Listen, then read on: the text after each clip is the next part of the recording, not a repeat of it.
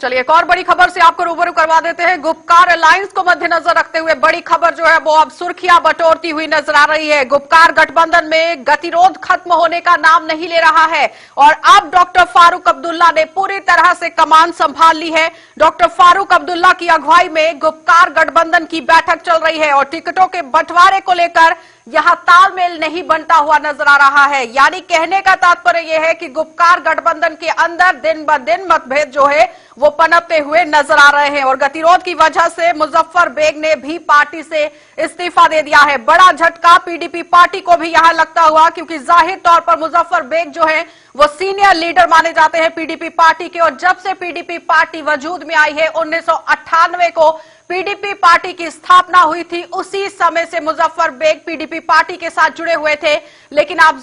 यहां ये समझिए कि अगर इतना बड़ा चेहरा पीडीपी पार्टी से किनारा करता हुआ नजर आया है तो जाहिर तौर पर गुपकार गठबंधन पर सवालिया निशान लगता हुआ नजर आ रहा है, क्योंकि जो गुपकार गठबंधन है इसके अंदर लगातार गतिरोध देखा जा रहा है। गतिरोध खत्म होने का नाम नहीं ले रहा। डॉक्टर फारूक अब्दुल्ला ने अब पूरी तरह से कमान जो है वो संभाली है, लेकिन अब देखना यह होगा कि पहले महबूबा मुफ्ती कमान संभालती हैं तो उसके बाद पीडीपी पार्टी के सीनियर नेता जो कि मुजफ्फर बेग हैं उन्होंने पार्टी छोड़ दी है और अब डॉक्टर फारूक अब्दुल्ला कमान संभालते हुए नजर आ रहे हैं और टिकटों के बंटवारे को लेकर यह पूरा गतिरोध बनता हुआ नजर आ रहा है, क्योंकि मुजफ्फर बेग की तरफ से साफ तौर पर कहा गया था कि जिस तरह से बंटवारे किए गए हैं, नेशनल कॉन्फ्रेंस को ज्यादातर सीटें जो है वो दी गई हैं, इस पर वो अपनी सहमति नहीं बनाते हैं और जाहिर तौर पर उन्होंने इस्तीफा देने का फैसला किया है। ज्यादा जानकारी के लिए हमारे संवाददाता हिलाल हंजूरी हमारे साथ जुड़ चुके हैं। हिलाल, सबसे पहले तो यही जानना चाहेंगे कि जो बैठक चल रही है उसमें कौन कौन लोग भाग ले रहे हैं और क्या कुछ बातचीत चल रही है?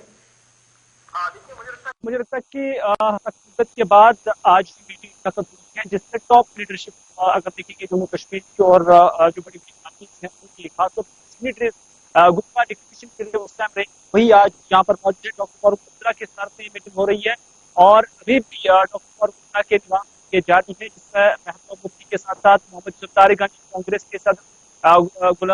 जे मीर जो आवामी नेशनल कांफ्रेंस के मोहम्मद मुजफ्फर शाह, जावेद मुस्तफा मीर और सज्जाद गनी लोन वो आज इस मीटिंग में शामिल हुए हैं। हालांकि कुछ दिनों से हम देख रहे हैं कि जहां कंसेंसस बनाने की कोशिश की जा रही थी, वहीं पर पीडीपी के अंदर जो है बदले बदले तो नजर आ रहे हैं ग्राउंड लेवल पर, क्योंकि उनका मानना है कि उन्हें वो शेयर नहीं मिल रहा है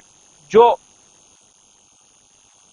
को, क्योंकि जब से पीडीपी पार्टी अस्तित्व में आई है तभी से मुजफ्फर बेग पीडीपी पार्टी के साथ जुड़े हुए हैं, यानी वो एक सीनियर नेता का ओहदा रखते हैं और शायद किस तरह से इस्तीफा देने की बात कही गई है वो जनता के सामने लाना बहुत जरूरी है, क्योंकि आपसी सहमति तालमेल जो है वो पीडीपी पार्टी के अंदर बनता हुआ नजर नहीं आ रहा है।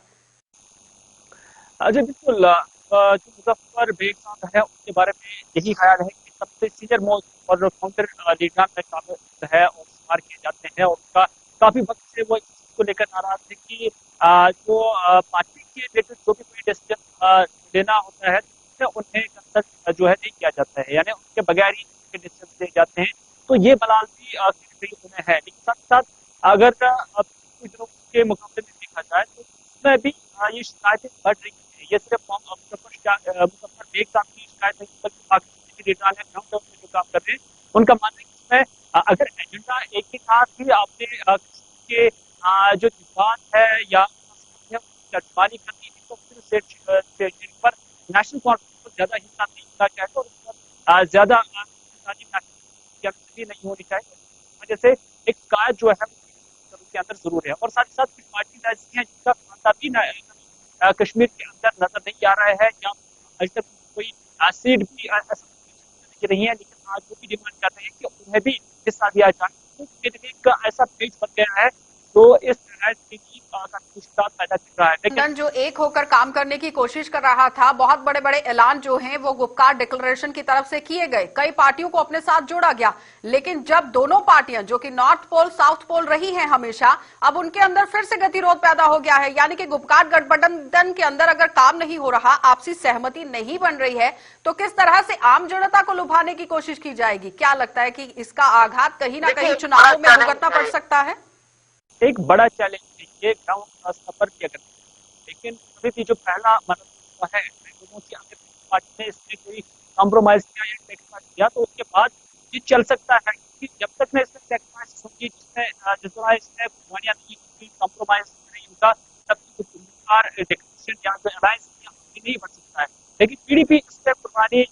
देती हुई नजर आ रही है। क्या चलिए। पार्टी सर्वाइव करेगी, ये बड़ी बात होगी। बहुत बड़ी बात है क्योंकि नेशनल कॉन्फ्रेंस और पीडीपी के इन मुद्दों को लेकर आम जनता के बीच में जाएंगी, वो देखने वाली बात होगी। बहुत बहुत धन्यवाद हिलाल पूरी बातचीत के लिए। तो फिलहाल आपने देखा कि हिलाल हंजूरी हमारे संवाददाता कश्मीर से हमारे साथ जुड़े हुए थे, जो बता रहे हैं कि महबूबा मुफ्ती और लगातार पीडीपी पार्टी के अंदर किस तरह से गतिरोध पैदा होता हुआ नजर आ रहा है। ये कैसे सुलझेगा, नेशनल कॉन्फ्रेंस और पीडीपी का आपसी मतभेद किस तरह से सुलझेगा, ये भी देखने वाली बात होगी। लेकिन सबसे अहम बात यहां पर यह है कि गुपकार डिक्लेरेशन के अंदर जितने भी लोग काम कर रहे हैं उनको कितना खामियाजा आने वाले चुनावों में भुगतना पड़ सकता है, क्योंकि आपसी तालमेल बिल्कुल भी नहीं दिख